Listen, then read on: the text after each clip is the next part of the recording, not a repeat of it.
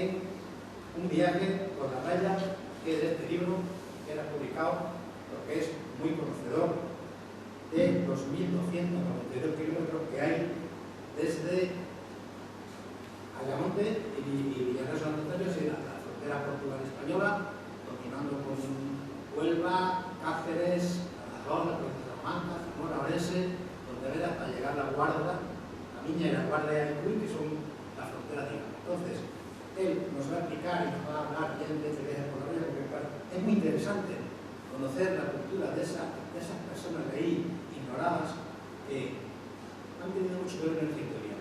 Sin más, yo, José Ramón, me gustaría que me explicaras bien tu viaje y nos enseñaras el camino.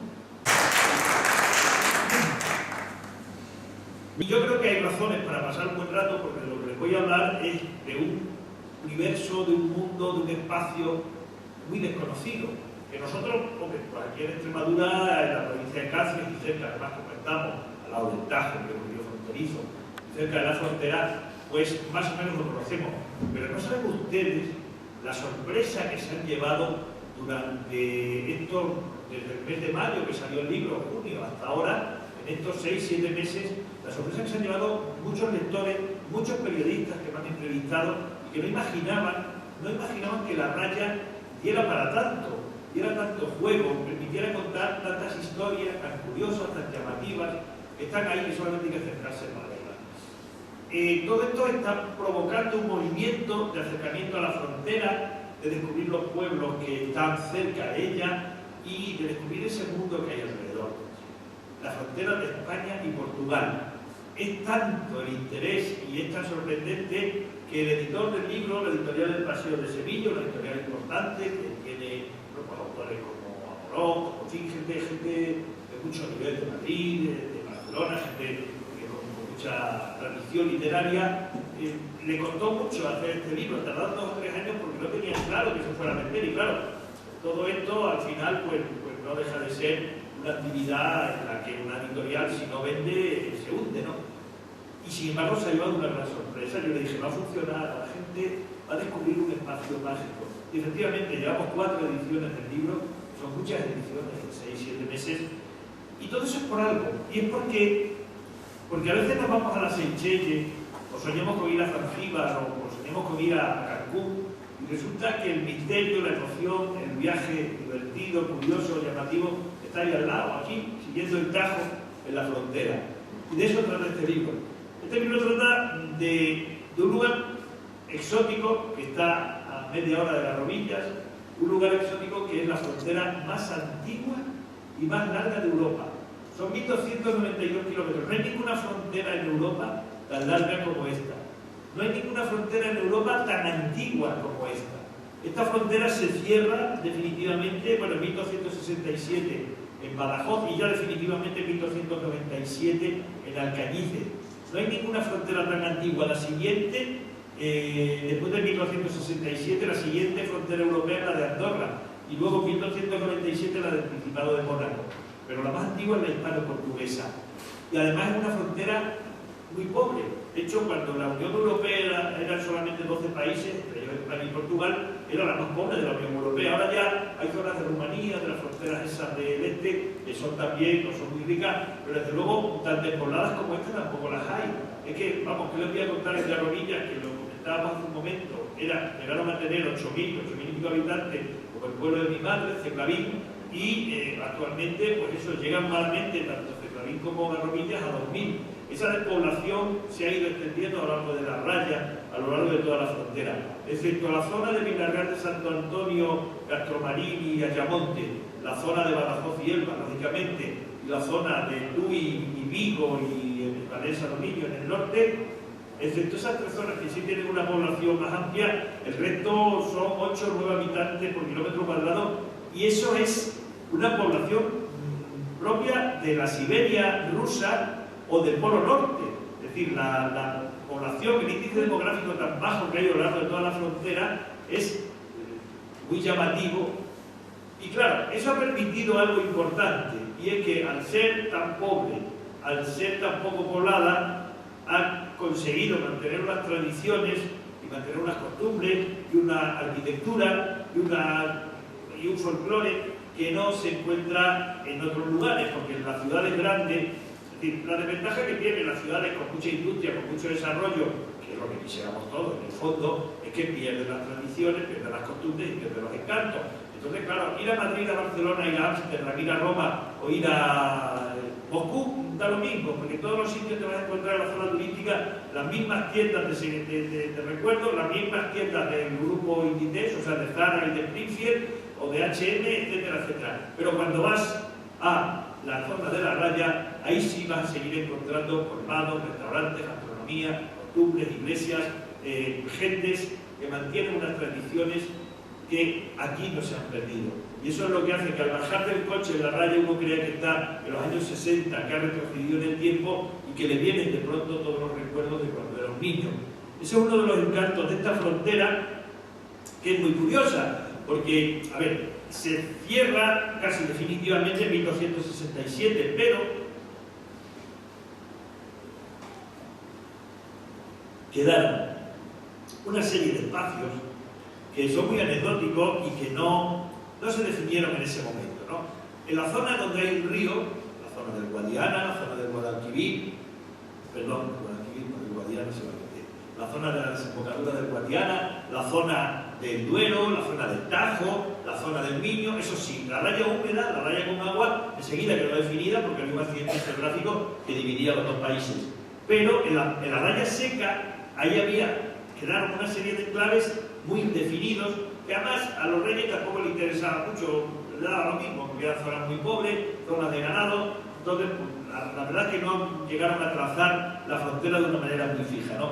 Entonces quedaron ahí una serie de espacios muy curiosos cuya frontera no se definió hasta acabado el siglo XIX, ya casi en el siglo XX. Hay una serie de sitios muy curiosos. Por ejemplo, no sé si han oído hablar ustedes del Couto Mixto. A ver, ustedes imagínense Andorra, ¿no? Es decir, un lugar como Andorra, pero en la provincia de Ourense. En la provincia de Ourense hay un sitio, 3 pueblos, Santiago, Rubiás y Meaus, que son 3 pueblos pequeñitos, de 300 a 400 habitantes, que hasta 1896 ese espacio tan pequeñito no pertenecía ni a España ni a Portugal. Era un espacio que se llamaba Couto Mixto, una nación, por llamarlo de alguna manera, que estaba gobernada como Andorra. Andorra ya saben que está gobernada por el obispo de la Seducción y el presidente de Francia. Gobernada no, o sea, es, digamos, el jefe del Estado. El jefe del Estado compartido, una cosa protocolaria, pero bueno, real. Allí era lo mismo, era el obispo de Braga y el gobernador de Ourense. Eran quienes tenían, digamos, la titularidad del poder, en fin, digamos, protocolario del Couto Mixto. Luego había 3 alcaldes que tenían además el presupuesto en un arca, que cada uno tenía una llave para que nadie pudiera, digamos, sacar dinero sin que tuvieran los otros. En ese Couto Mixto había un camino de privilegio que se llamaba, porque podías hacer contrabando. Sus vecinos no iban a la mili, en España ni en Portugal. Sus vecinos podían hacer contrabando, sus vecinos podían comerciar como quisieran. De hecho, había un mercado donde no pagaban impuestos para llegar a ese mercado, era un mercado riquísimo. Había una calle que era la calle de las farmacias o de los boticarios, porque traían las medicinas mucho más baratas que al resto de España o de Portugal. Entonces era un lugar muy curioso, donde además no podían perseguir a los ladrones ni a los criminales, solo si había sido asesino te podían perseguir. Claro, este era un territorio, además, que al no pagar impuestos, era un territorio privilegiado. Y era el Couto Mixto. El Couto Mixto, claro, la autoridad de España y Portugal dice, vamos a ver qué está pasando aquí, porque esto era un poco, sí, un poco pitorreo económico, ¿no? Hacen contrabando, no van a la mili, pueden refugiarse a los ladrones y no los podemos pillar, etcétera, etcétera. Entonces pusieron orden y dijeron, venga. Además, cuando nacían, se hacían de España o de Portugal a efectos, digamos, legales o para determinadas labores, determinadas actividades, poniendo en la puerta de su casa o bien una P o bien una E.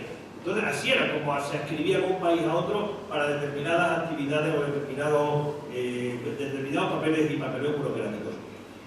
Ese Couto Mixto se va a definir que pase a España, y Portugal se va a quedar con 3 pueblecitos, que son 3 pueblecitos de la provincia de Ourense, que eran Lamadar, Souteliño y Soutelo, que esos 3 pueblos van a pasar a Portugal. Eran tres pueblos además también muy curiosos, porque estaban en plena raya, en plena frontera, y tenían dos puertas. Y ya saben, casa con dos puertas malas de guardar, pero es que esta era todavía peor de guardar, porque una puerta daba a España y otra puerta daba a Portugal. Con lo cual en esas casas hacían contrabando así. Entraban por una puerta, pasaban al otro lado y ya estaban en el otro país y nadie los podía detener. Esos tres pueblos, todos estos lugares los hemos visitado, está ahí contado, incluso con fotos en el libro, y eran espacios muy curiosos. ¿Qué hicieron?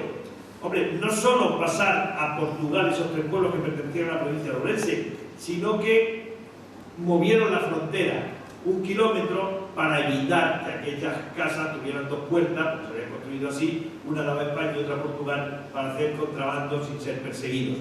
Como ven, los cambios de la frontera han sido por razones curiosísimas.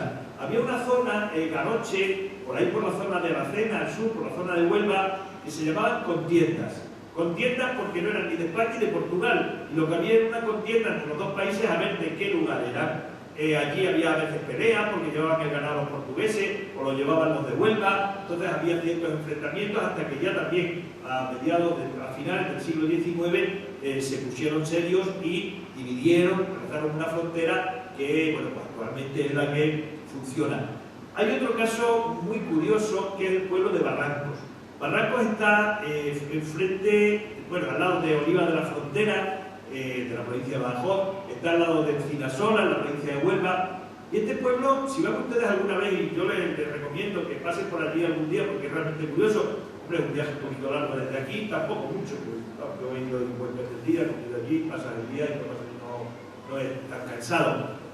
En Barrancos, para empezar, se habla castellano sin problema, es decir, ellos hablan castellano, un andaluz, así castellano con acento andaluz, hablan más que portugués, es realmente castellano. Por ejemplo, hay 3 o 4 grupos en este momento, creo, de sevillanas, dan clases de sevillanas para aprender a bailar sevillanas y además van a las festivales de baile de sevillanas con mucha alegría. Y curan el jamón al estilo español, es decir, al estilo extremeño, como curan aquí los jamones, el jamón de pata negra, el jamón ibérico, lo curan a nuestro estilo, no es un jamón más crudo, más serrano, como puede pasar en Chávez, el resto de Portugal, es el único sitio donde lo curan de esa manera. Y luego, lo más curioso de todo es que matan los toros. Pero aquí pasó algo muy importante, es decir, bueno, muy importante, muy curioso. Ellos, en las corridas de toros, ancestralmente, desde muy antiguo, era el único pueblo portugués que mataban al toro con un estoque como pasa en cualquier corrida de toros española. Era el único sitio de Portugal, pero era ilegal y podían ser perseguidos. Entonces lo que hacían era que la noche anterior escondían la espada en el albero y cuando el torero, que podían ser españoles, en las fiestas de agosto llegaba la hora de matar al toro, sacaba la espada, el estoque de debajo del albero y, bueno, pues mataba al toro como se hace en toda la corrida de toros, ¿no? Y salían corriendo, protegidos por el pueblo y, bueno, los guardias tampoco los detenían porque ya era una especie de tradición y a ver qué iban a hacer, pero claro, aquello era ilegal, aquello no tenía sentido, pero los barranqueños se oponían a que le quitaran esa tradición. ¿Y qué hicieron? Pues cambiaron la Constitución, pero eso es de hace nada. En el año 2001, Jorge Sampaio, que creo que ha muerto hace muy poco, que era presidente de la República Portuguesa, cambió la Constitución portuguesa con una nueva disposición que dice que los animales no serán maltratados, ni serán perseguidos, ni los toros serán muertos en toque, excepto en el pueblo de Barrancos, donde sí podrán torearse al estilo español. O sea que fíjense ustedes que cambian la Constitución para poder mantener una tradición española en un pueblo portugués. Un pueblo portugués que es tan español, bueno, en primer lugar porque fue repoblado en la Edad Media por ciudadanos de la zona de Huelva. Por eso, claro, eso marca mucho, porque tienen esa tradición y por eso hablan castellano. En segundo lugar también, porque ese pueblo, Barrancos, tiene luego una tradición de acogida a los españoles. Pero ya en la guerra de la independencia, cuando iban a refugiarse allí gente perseguida por los franceses, ellos los protegían.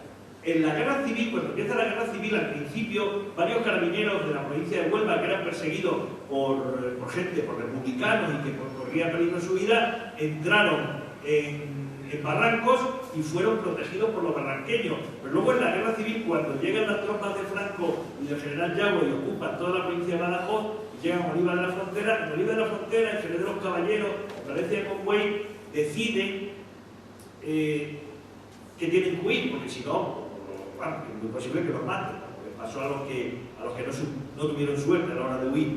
Hay una parte de esa población que se va hacia Llerena para llegar a la parte donde estaba la parte de la República, y esos son atacados en septiembre del 36 por la aviación y por el ejército, y son masacrados en la famosa columna de los 8000, pero hay otros 1000 y pico que cruzan a Barrancos a ver si allí los protegen. Y en Barrancos efectivamente crean 2 campos de concentración, pero 2 campos de concentración no como los de los alemanes, siempre que vemos campos de concentración no suena muy mal, ¿no? Era un lugar donde los alimentaban, donde los trataban bien, donde los mantuvieron hasta que pudieran dar una solución al problema. Allí el teniente Seixas va a meter primero en el campo de concentración de prusianas a 500 españoles y aquello se le llena. Entonces tiene que crear un campo clandestino que nadie sabía que existía en Coita Niña, donde meten otros 600. Cuando el gobierno portugués decide que en el buque Niasa desde Lisboa hasta Tarragona se vayan los refugiados del campo de concentración oficial, aparecen los 600 del campo de concentración clandestino y dice el gobierno que esos no los va a llevar. Entonces el teniente Seixas se opone y dice que esos van por encima de su cadáver y los 1100 extremeños refugiados en Barrancos van a poder escapar a Tarragona. Eso sí, el teniente Seixas, al que yo llamo el Schindler portugués, porque realmente salvó a muchos españoles de una muerte segura, va a ser degradado, va a ser encarcelado en el fuerte de Grasa en Elvas y va a perder pues, su carrera militar, pero a cambio de hacer esa labor humanitaria de salvar a tantos extremeños. El teniente Seixas, y bueno, ha sido ya, digamos, rehabilitado por el ejército portugués. Yo he estado en Barrancos, he estado en esos campos de concentración, he conocido gente que llevaba comida a los campos de concentración para los españoles allí detenidos, y luego estuve también cuando el ejército portugués rehabilita Seixas, pone en una calle el nombre de Seixas, y además Extremadura concedió al pueblo de Barrancos por esa labor humanitaria la medalla de oro de la región. O sea que, como ven, es otro lugar también muy curioso, también donde suceden historias realmente atractivas y muy bonitas de contar. Porque claro, cruzar a la frontera en la época de la Guerra Civil dependía mucho de por dónde cruzaras. Tenemos el caso de Miguel Hernández, que también lo cuento en el libro. Miguel Hernández cruzó un poquito más abajo de Barrancos. El poeta Miguel Hernández va a cruzar por Rosal de la Frontera hacia Serpa, pero allí va a tener mala suerte, porque la policía portuguesa lo detiene y lo devuelve. Entonces, al devolverlo, lo detienen, lo encarcelan en Rosal de la Frontera, y de allí ya va a Madrid, donde bueno, muere en la cárcel a los pocos meses.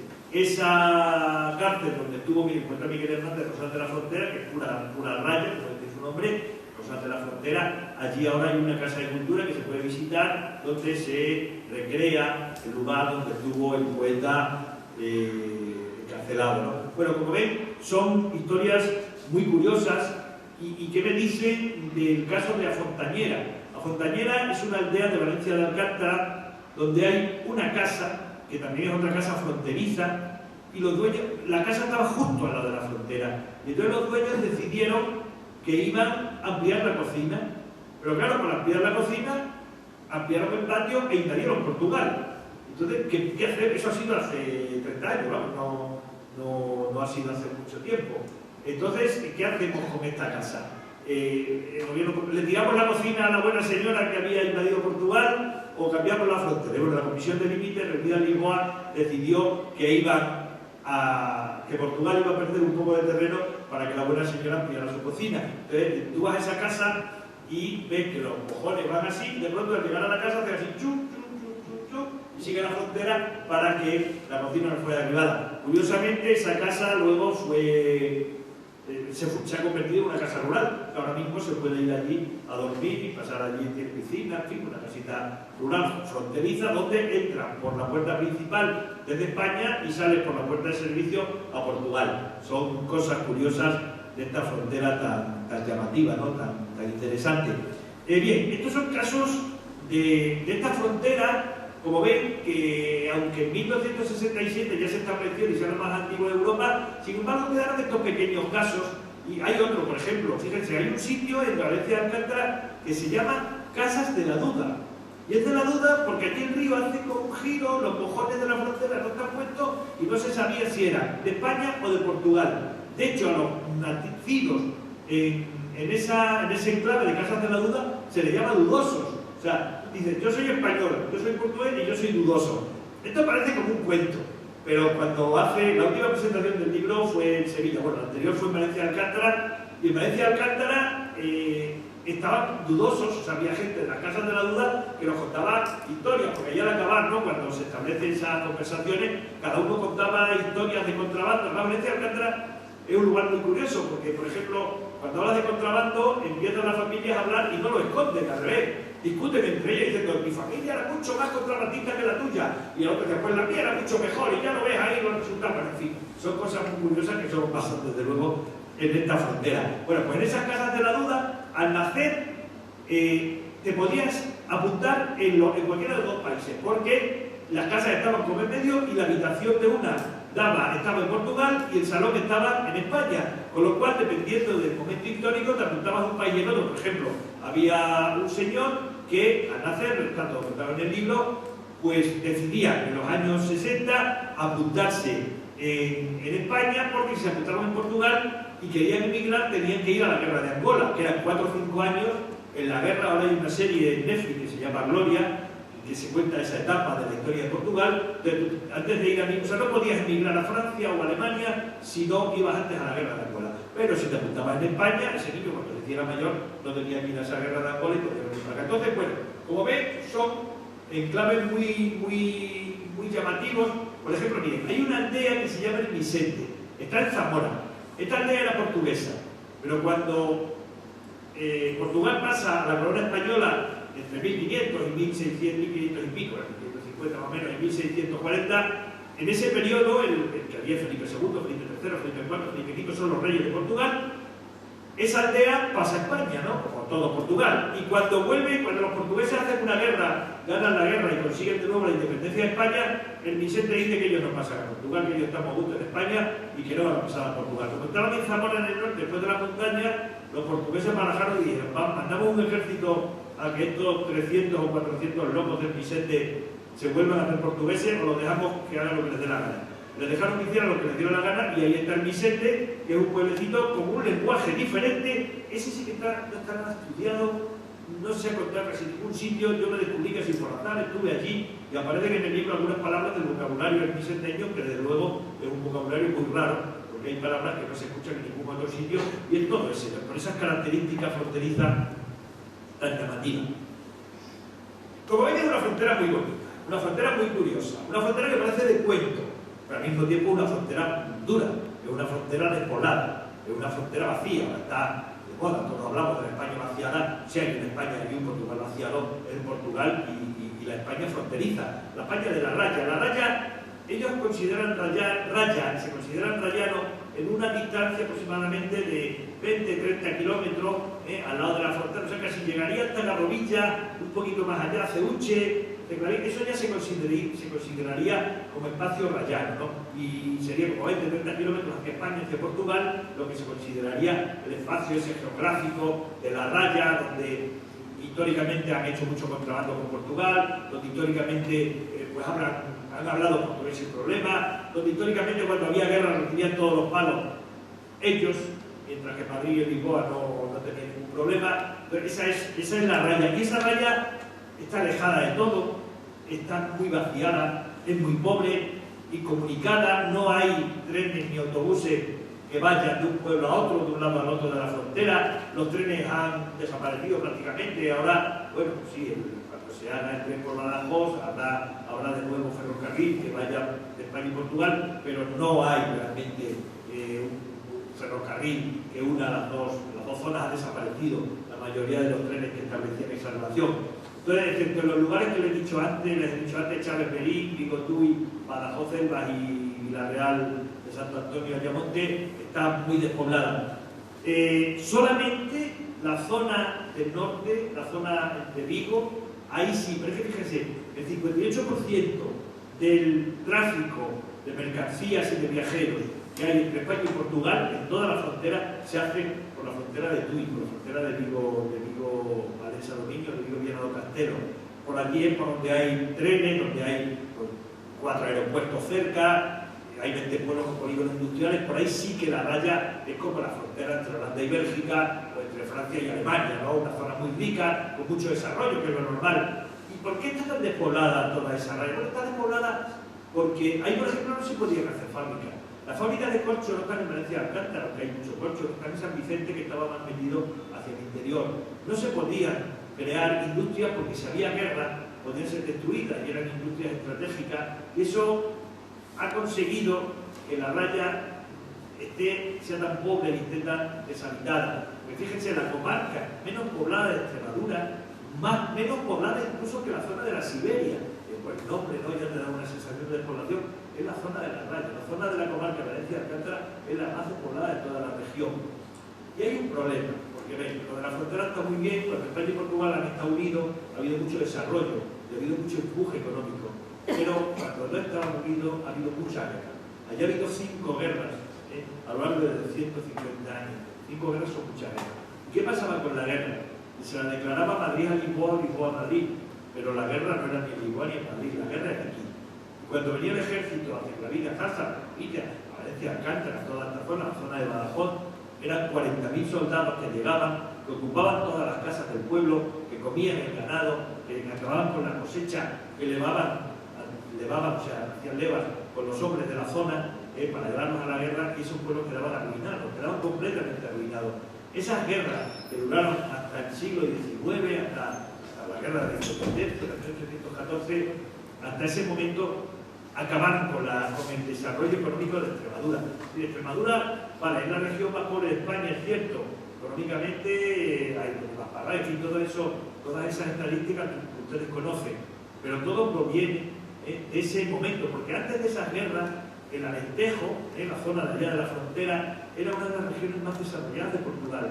Pagaban el 30% de los impuestos que recibía la corona portuguesa, eran del Alentejo. Las ciudades más pobladas estaban ahí. Las fábricas más interesantes, la artesanía más rica. ¿Qué les voy a decir a ustedes? Son de Garovilla. Ustedes saben cómo era esto antes del pantano de Alcántara. Ustedes saben cómo era esto en el siglo XIX. La cantidad de, lo he contado muchas veces en el periódico, molinos, astilleros, fábricas, hueverías, es que había de todo. Y sin embargo, a raíz de ese momento histórico, primero toda la época aquella antigua y luego la época del pantano, etcétera, etcétera, Garovilla pues pega un bajón tremendo, como lo pega Ceglavín, el pueblo de mi madre, como lo puede pegar Zarza, etcétera, etcétera. Zarza era la frontera más rica que había, el puerto fronterizo, la aduana con más intercambio que había en toda la frontera, más que Badajoz. Zarza la Mayor tenía la fábrica de la seda. ¿Y por qué no todo eso? Porque estaba en la ruta más corta entre Lisboa y Madrid. El camino más corto entre Lisboa y Madrid pasa por Zarza la Mayor, por Ceglavín, o sea, pasa por toda esta zona, porque toda esta comarca da lo mismo si pasa exactamente por Zarza, por Ceglavín, o por Moraleja, o vas acá o más allá, pero pasa por esta zona, y entonces todo eso incidía en el desarrollo de la zona, y es que aquí hubiera un montón de arrieros y un montón de movimiento económico. ¿Qué pasa? Bueno, por razones políticas o por razones de... Bueno, pues porque la familia del general Espartero, el ingeniero Montesinos en la Valencia de Alcántara, el tren que iba a pasar por Zarza, Ceglavín, de hecho todavía se ven mojones de por dónde iba a ir el tren, porque era la ruta más corta, pues se viene hacia Valencia de Alcántara. ¿Y qué pasa con las carreteras? Lo mismo. La ruta más corta, en el momento en que se acabe la autopista, que llega ahora hasta Moraleja, cuando llegue hasta Castelo Branco y cruce la frontera, esa autopista va a ser el camino más corto a Madrid. Y los camiones, además los camiones y el transporte no va por un sitio que se llama bonito, más feo, más famoso, menos famoso, más importante, menos importante. Lo que cuenta son la gasolina y los kilómetros. Y el camino más corto es ese, que era el camino que había en la Edad Media para ir de Madrid a Lisboa, y en el siglo de oro y en el siglo XVIII, que claro, todo eso estaba muy desarrollado y tenía una gran fuerza. El pueblo de Ceglavín era el pueblo que más contrabandistas tenía de toda España. El pueblo de mi madre era el pueblo de los contrabandistas, era un pueblo además, porque luego hay una cosa, la frontera, como estaba muy despoblada, a los delincuentes, a los desertores, etcétera, etcétera, les permitían que fueran a los pueblos de la frontera a las contiendas de noche o a la cena en Huelva o a todos estos pueblos porque repoblaban esa zona, ¿no? Y la frontera tenía que estar repoblada y habitada. Entonces, claro, eran zonas, digamos, con unos personajes un tanto particulares, personajes muy luchadores. Fíjense que la primera revolución de la España liberal moderna, la primera revolución contra Hacienda, va a tener lugar en Ceglavín. Habrán ustedes oído hablar del motín de Ceglavín, y eso a finales del siglo XVIII. Entonces en Ceglavín había muchísimos contrabandistas, hacían tráfico terrible de productos entre España y Portugal totalmente ilegal, y la hacienda pública, el rey dice, bueno, el cachondeo ese pueblo, que están todo el día haciendo negocios ilegales y no pagando los impuestos que tienen que pagar. Entonces mandaron unos inspectores, bueno, eran inspectores, una especie de guardias de hacienda, para ver qué estaba pasando en el pueblo. Cuando empiezan a ver, empiezan a buscar las razones de lo que está sucediendo allí, se enteran en el pueblo, se enteran de dónde están y en qué pensión estaban, y van a la pensión con arcabuces y empiezan a disparar tiros a la pensión. Entonces los funcionarios de Hacienda, para poder escapar y eso, que no los maten, tienen que ir el cura bajo palio con el Santísimo consagrado, y allí con la hostia consagrada y los dos inspectores al lado del cura asustados, sale, y eso sí, porque son muy religiosos, allí y los tocaron y se escaparon. Luego mandaron el ejército para poner orden en Cebadín, pero los de clavineros, los contrabandistas, se fueron todos del pueblo y pasaron a Portugal y dejaron guardada todo el material de contrabando, ¿dónde? En las celdas de las monjas de clausura, que tienen narices. Entonces, cuando llegaron los soldados, empezaron a buscar los contrabandistas y no había ninguno. Empezaron a buscar el contrabando y tampoco, hasta que ya hubo un soplo, entraron en la celda, bueno, con permiso del obispo, de las monjas de clausura, y descubrieron que allí estaba guardado todo el contrabando. Todo esto, como saben, pues hace una especie de revolución histórica, ¿no? Verano, tengo un tiempo sin hacerlo, creo. Aquí me contaba alguna vez que vine que cuando una señora de Garrovilla era así un poco levantisca y de armas tomar, le decían, parece de clavinera, porque sí es cierto que es un pueblo en ese sentido un poco revolucionario y poco dado a seguir las normas, ¿no? Bueno, fronterizo, es que la frontera es lo que hay, ¿no? Personajes sospechosos, contrabandistas, homiciados, y luego está el tema del contrabando. Aquí se ha hecho contrabando en la raya de todo. Por ejemplo, se ha hecho contrabando de caramelos de tofe, los caramelos Viuda de Solano. En Fuentes de Ñoro había una señora que tenía una tienda de caramelos, y a esa señora la empresa Viuda de Solano le regalaba un coche cada año, porque vendía miles y miles y miles de caramelos, pues usaban los portugueses a comprarla. El farmacéutico se hizo de oro, no por la aspirina ni por los antibióticos, sino porque vendía el cerebumil, que era como un reconstituyente, creo, para la memoria, que los portugueses lo tenían como un producto milagroso. Le pasaban en masa a Fuentes de Ñoro a comprar el cerebumil. Y el carnicero también era millonario porque vendía pies de cerdo que les llegaban de Corea congelados, y en unos vagones, los vendía por vagones a los portugueses. Allí saben que el pestillo de coentrada, que son los pies de cerdo con cilantro, les gustan muchísimo. Entonces se hacía contrabando con eso. Se ha hecho contrabando, me enteré cuando fui a Valencia Alcántara, de que allí llegaba cada vez 2 camiones de coñac fundador, porque los portugueses compraban coñac fundador como locos, llegaban a la y se llevaban botas catiuscas y coñac fundador. Entonces, bueno, como ven, los pantalones Lois eran otro producto de contrabando muy llamativo, y las máquinas de coser. Las máquinas de coser eran otro producto también que los portugueses venían mucho, las máquinas Singer venían a comprar. A ver, todos estos productos, como ven, son muy curiosos. Luego está el café. El café es lo que todos hemos tomado, supongo que todos ustedes. Y ahora les voy a contar una historia muy curiosa sobre el café. El café que tomamos los españoles, el que tomábamos, ahora ya estamos tomando café tostado natural, café más tradicional, mejor, de más calidad. Pero antes tomábamos el café torrefacto. El café torrefacto se lo inventaron los cafés La Estrella de Badajoz hace ya a finales del siglo XIX. Entonces volvían los granos de café en azúcar, porque así el café duraba 6 meses. Y como entonces los viajes eran muy largos, si querían exportar café o llevar hasta Barcelona o tal, pues para que no caducara, aquí entonces no caducaba, cuando se estropeaban no había ningún aviso de caducidad. Pues cuando se llevaban el café ese, con el azúcar aguantaba más. Pero el café con azúcar era un café malo, un café que no era café, no tenía el sabor ese exacto, pero tenía un sabor especial. No era café, pero un sabor especial. Un sabor más potente. Luego también manchaba mucho la leche, no es más oscuro, y nos fuimos acostumbrando a ese café que no es el café bueno. Cuando acaba la guerra civil, en Campomayor, ahí al lado de Badajoz, la familia Naveiro, un muchacho de 14 años y sus tíos, su madre y sus 2 tíos, piensan, ¿qué le podemos vender a los españoles que no tengan? Dicen, pues café. ¿Y cómo les gusta? Torrefacto, con el azúcar. ¿Ese nos gusta a nosotros los portugueses? No, a nosotros nos gusta el café natural, pero si a ellos les gusta el torrefacto, pues nada, lo preparamos torrefacto. Y en una nave de Campo Mayor empiezan a hacer café torrefacto y a pasarlo de contrabando a España. Como al más joven de ellos, al chaval de 14 años, aquello no le convencía, se separa de sus tíos y de su padre y monta por su cuenta otra nave donde hace mucho más café y además crea cuadrillas de contrabandistas. Es decir, era una fábrica que además de empleados tenía a contrabandistas a sueldo, que iban repartiendo el café que se repartía por toda la región extremeña. Ese señor se fue haciendo millonario y hoy es hoy es el emporio del café, la ciudad de café más importante de Europa, es Campo Mayor. Las fábricas que hay allí son alucinantes. Conocen ustedes el café Delta, la máquina esa Delta Q de cápsulas, etcétera, etcétera, que es de café natural y que ha sido el gran emporio del café de este señor, de Naveiro, que bueno, fue alcalde del pueblo, tuvo un equipo de primera división en el pueblo, etcétera, etcétera. Y eso sí, ¿qué pasa con el café torrefacto? Pues que la fábrica de café Delta, yo la he visitado y tienen un rinconcito con una maquinita donde siguen haciendo ese café torrefacto, porque, reconozcanlo, y yo lo reconozco, nos gusta, será muy malo, pero tiene algo especial y nos recuerda el sabor de la infancia. ¿Y qué pasa? Pues que ese café lo venden en tiendas de pueblos extremeños, en tiendas de los barrios de las ciudades.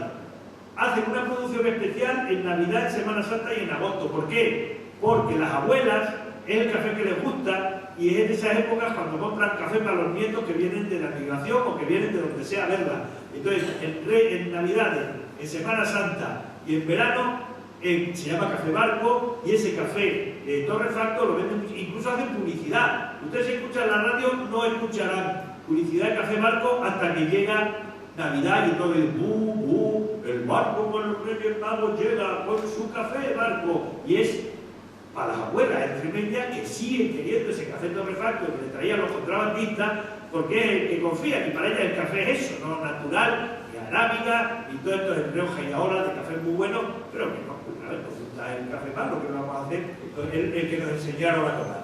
Como ven, yo es que puedo estar hablando hasta las 12 de la noche, porque es que en Portugal la raya es un mundo lleno de contrastes. Claro, yo ahora quiero hablarles, por ejemplo, de los pueblos dobles. Son pueblos, o Marco y el Marco, la Rabaza y Arrabasa, Teodoro y el Leonor de Castilla, que son dos pueblos separados, pues en el caso, por ejemplo, el más curioso, el de la Codosera, el Marco, que tiene el puente internacional más pequeño del mundo, porque aquello era un auténtico pitorreo. Es decir, allí tiene un arroyito, el arroyo Briloco, que es muy estrecho, sobre todo en verano no lleva ni agua, y eso limita España y Portugal. No es más ancho que esta mesa. Y entonces los portugueses y los españoles pasaban usando, y cuando llegaba el invierno poníamos una tabla y cruzaban de un lado al otro. Entonces esa tabla se convirtió en el puente más pequeño del mundo, se ha puesto de moda, entonces va la gente a ver ese puente, ahora lo han arreglado, un jardincito al lado, ha puesto unas baranditas, que está muy bonito, hay alguna foto en el libro, y todo eso, bueno, pues se ha convertido en un atractivo turístico, pero es el puente internacional más pequeño del mundo, porque otra cosa curiosa de la frontera es que se puede cruzar de un montón de formas, es decir, no se puede cruzar hasta de 12 maneras diferentes. La frontera entre España y Portugal se puede cruzar en ferry, en un barco. Se puede cruzar en ferry entre Ayamonte y Vilarreal de Santo Antonio o entre Camiña y Aguarda, en el norte, en Galicia. De hecho, el libro comienza entrando un 1 de enero por la frontera de Ayamonte en un barco y acaba saliendo en verano, a finales de agosto, desde Camiña hasta Aguarda en otro barco.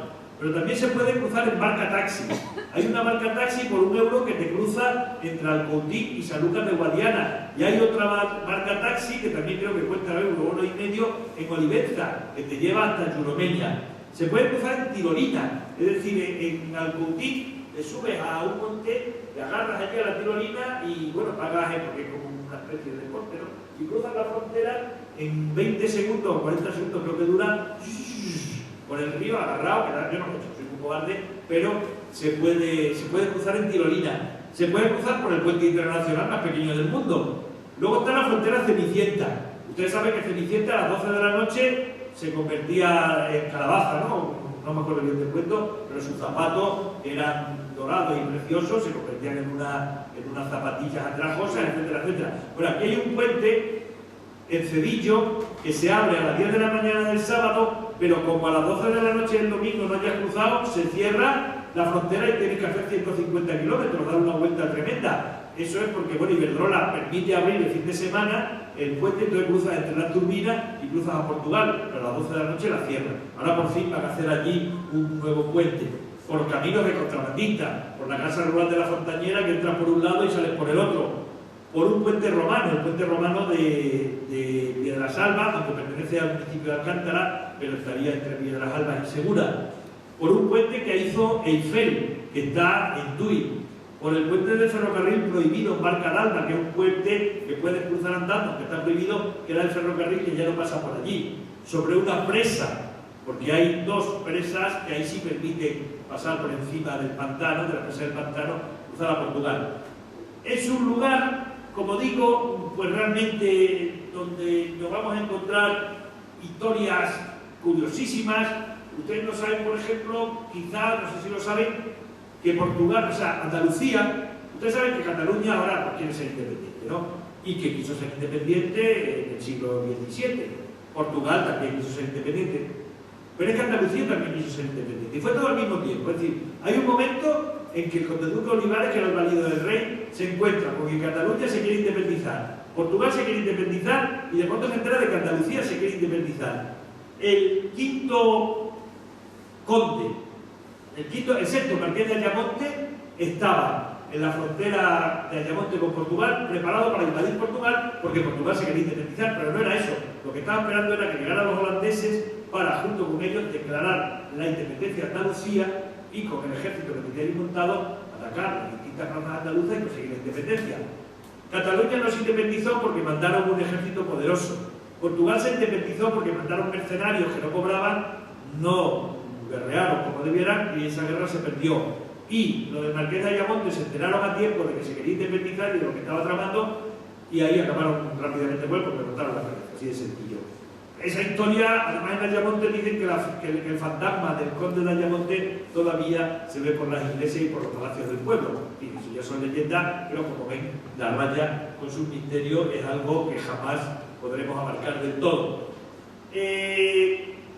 Bueno, acabo ya contándoles simplemente cómo la raya es un lugar de leyendas donde se cuentan las mismas leyendas a lo largo de toda la frontera.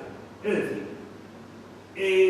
el libro Fariña, que hay una serie de televisión que se llama Fariña, que salió hace tiempo y que bueno, fue muy famosa, estuvo muy bien, está basado en un libro de carretero que se llama también, sí, Fariña. Ese libro comienza con la historia de un señor que cruzaba en Tui la frontera todos los días con una bicicleta. Entonces, los guardias le dicen, ¿pero qué haces con esta bicicleta todos los días? Y dice, no, es que paso tierra para mis macetas. Entonces, claro, si pasaban tierra, pues tampoco le iban a detener porque no pasaba nada, ¿no? Hasta que de pronto ya se descubrió, con el paso del tiempo, de que lo que estaba haciendo realmente era contrabando de bicicleta. Esa historia también se repite en Valencia de Alcántara. En Valencia de Alcántara había otro señor que cruzaba la frontera con tierra para sus macetas y lo que hacía era contrabando de bicicleta. Pero, además de eso, está la leyenda de los burros contrabandistas. En Valverde del Fresno me contaron la historia de que allí cogían burros, los cargaban de tabaco o de café y les pegaban, se disfrazaban los contrabandistas de guardias civiles y les pegaban una paliza. Luego se disfrazaban de guardilla y les pegaban otra paliza. Luego soltaban al burro con el café y el burro solo cruzaba la frontera y como vieran a los guardias civiles o a los guardias de verdad, los guardillas salía corriendo, repugnando como locos porque sabían que le iban a dar una paliza. Esa historia me la han contado Valverde del Fresno, esa historia me la han contado los de la frontera y esa historia me la han contado en el Punto Mixto. Esa bici, tanta bici había de contrabando, es verdad, es leyenda, es mentira. Mi madre me contaba que el Teclavín, el último contrabandista muerto, lo había matado un carabinero porque estaba enamorado de la novia del contrabandista. Ese fue el último contrabandista muerto, a mano de un hombre, de un guardia celoso. Esa historia me la han contado 5 veces a lo largo de la frontera. Tantos guardias enamorados había, tantos contrabandistas. Es otra leyenda. Como ven, luego Ustedes saben que Santiago, a ver, España siempre la lucha contra los franceses, contra los moros, Santiago, nuestro héroe, baja Santiago del cielo, ayuda a los cristianos y ganamos la batalla de Clavijo. Entre España y Portugal también hay eso. Es decir, la Virgen de Carrión en Alburquerque baja del cielo y ayuda a los españoles para vencer a los portugueses. Y el menino Jesús da Cartoviña es un niño Jesús que hay en la catedral, o en la antigua catedral de Miranda do Douro, es un niño Jesús que cada día lo visten de una manera. Vamos, si son muy religiosos, aquello es una auténtica blasfemia, porque un día lo ponen con un sombrero de copa, otro día lo ponen vestido de atleta, otro día lo ponen de jugador de fútbol, y ese niño Jesús da Cartoviña bajó del cielo para ayudar a los portugueses en una batalla contra los españoles que ganaron, claro que sí. O sea, ya hay más nivel, ¿no?, que la Virgen, el propio niño Jesús, el que baja a ayudar para conseguir la victoria.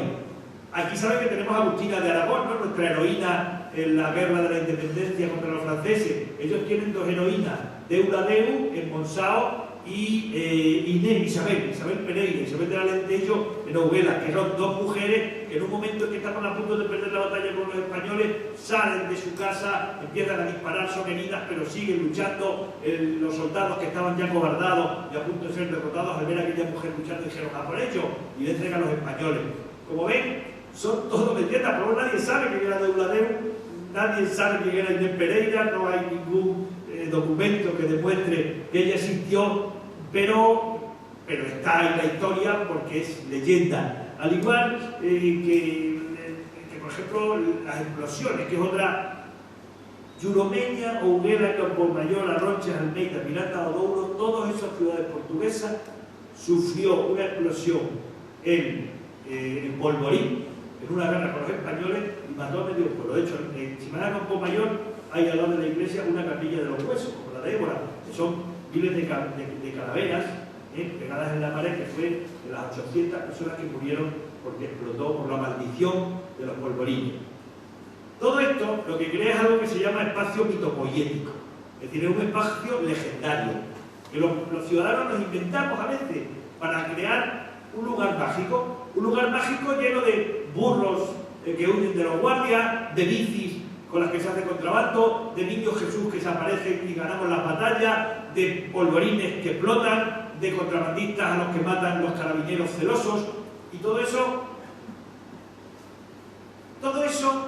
permite entrever, imaginar una frontera curiosísima, evocadora, inspiradora, que está reflejada en las 400 y pico páginas de ese libro, donde hay muchísimas más leyendas, muchísimas más historias, donde se habla mucho de comida y se recomiendan muchos restaurantes, donde se recorre, la raya del primer libro, además, que recorre la frontera desde el sur hasta el norte, pueblo a pueblo.